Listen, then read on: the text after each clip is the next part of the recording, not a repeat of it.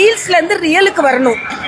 இன்னைக்கு முதலமைச்சரோட அறையிலேயே ஒருவர் ரீல் எடுக்கிறார். ஆனால் அதை அதிகாரிகள் கண்டித்திருக்க வேண்டும், முதலமைச்சர் கண்டித்திருக்க வேண்டும்.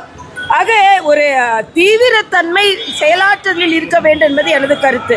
அதே மாதிரி நாங்கள் ஊழலுக்கு எதிராக வந்தோம். நாங்கள் இன்னைக்கு டெண்டர் 17 லட்சம் கட்டுமான பணி டெண்டர் 6 மணி நேரத்திற்குள்ளேயே ஆனந்த் அவர்களின் துறையில் நிறைவுபடுத்தப்பட்டிருக்கிறது என்பதெல்லாம் கவலை அளிக்கக்கூடியதாக இருக்கிறது.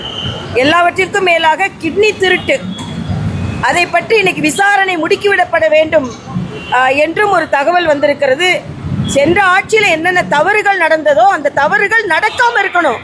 ஆனால் ரெட்டிப்பா நடக்க ஆரம்பிக்குதோன்னு பயமா இருக்குது. அது பாலியல் பலாத்காரம், கொள்ளைகள் இந்த ஒரு வாரத்தில் அதிகரித்திருக்குது. சிங்கப்படை நாம வெறும் விகைவா நீங்க சிங்கப்படை அமைச்சிங்க, ஆனா அவங்க எப்படி வேலை செய்யறாங்கன்னு தெரியல. பாட்டிலுக்கு 10 ரூபாயா 20 ரூபாயா என்ற கேள்வி இன்னும் மக்களுக்கு இருக்கு. பாட்டிலுக்கு 10 ரூபான்னு பாடினவங்க பாட்டிலுக்கு 20 ரூபாயா பாட போறீங்களா, இல்லைன்னா 20 ரூபாய் இல்லாம பாட போறீங்களா, இல்லைன்னா அவங்க குடிச்சிட்டு ஆட போறாங்களா? ஒண்ணுமே புரியலையே.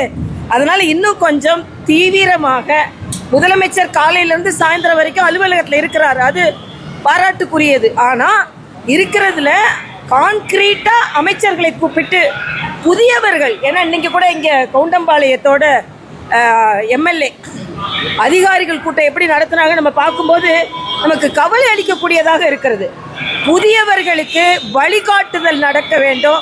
புதிய அமைச்சர்கள், புதிய சட்டமன்ற உறுப்பினர்கள் எப்படி நடந்து கொள்ள வேண்டும் என்று அரசாங்கம் வழிகாட்டி அவர்களுக்கு சரியான முறையில் நடைபெற வேண்டும் என்பது எனது தாழ்மையான கருத்து. மக்களால் புறக்கணிக்கப்பட்டுள்ளது அப்படின்ற ஒரு ஒன்றும் புறக்கணிக்கலாம் படல.